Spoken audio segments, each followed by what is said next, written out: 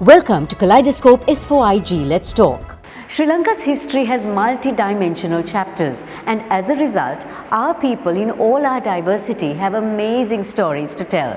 Like multidisciplinary artist Hema Shironi, who delves into concepts of identity and home.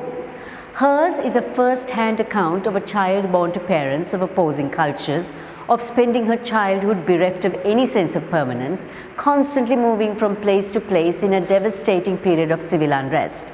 Her nomadic lifestyle and experience of colonization and civil war resonate through her artworks, questioning the idea of cultural identity and what it means to truly belong. Welcome Shironi, and we are in familiar surroundings here at the Saskia Fernando Gallery because all your artworks are displayed here. And I just want to find out something. You're a child of mixed parentage, but your life has been one of impermanence, of travel, of migration, and growing up, you may have wondered as to who you are. How do you define your identity? My mother, she is a Tamil-speaking Hindu, and my father is Tamil-speaking Christian.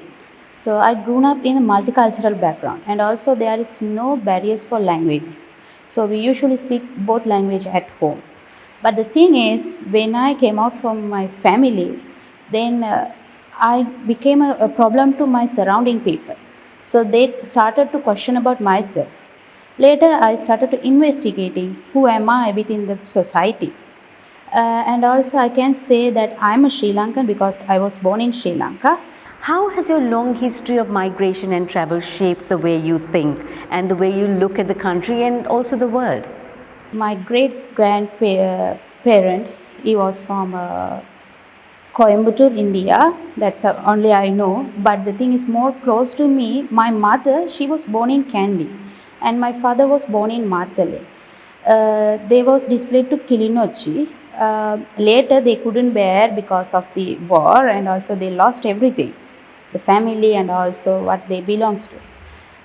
They back to Kandy 1919. Then I was born in Kandy. So my mother, she don't know single word of Sinhala because she was a migrant when she was 3 years. So we couldn't stay at one place. We have to move from one place to another. So we moved to Matale, and within the city, I was being 18 or 20 houses. So these are my permanent address for short time period. So each time when I moved, I have to raise my everything to connect with other people. So somehow the surrounding people also shaped my identity. What lessons do we as a nation need to learn about our experience of colonization, of civil war, of insurgencies, and also what's happening right now? From British, we got independent. Then we started to question about nationalism, racism, and also we use two language as our ethnic group.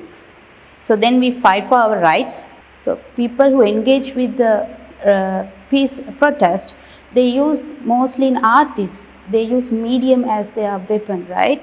So we are learning something from the present as well with the past. Shironi, when you look at what's happening right now, are there parallels you can draw to your experiences and what's happening right now and back into history? Of course, because even through my works, when I start to work, it's slightly engaged with my grandmother's history, sometimes her story. When I talk about home, I can say for an example, one of my work called Filtered Ball. So, which is I never been to that house, but we are building a new house on top of it. So when my grandmama talk about that house, I can experience when I living in that the same place, but without that house. So you've used your needle to tell your story. A needle is my medium to speak about who am I.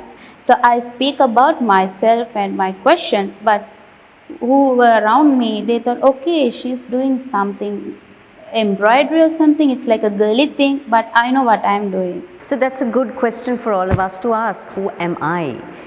Because that's where our story and how we define ourselves as a Sri Lankan or whatever country we live in. It is our partners who keep us positive, daring, different. A big thank you to Skills for Inclusive Growth, Selinko Life, CDB and The Morning Newspaper. Together, we make a good team.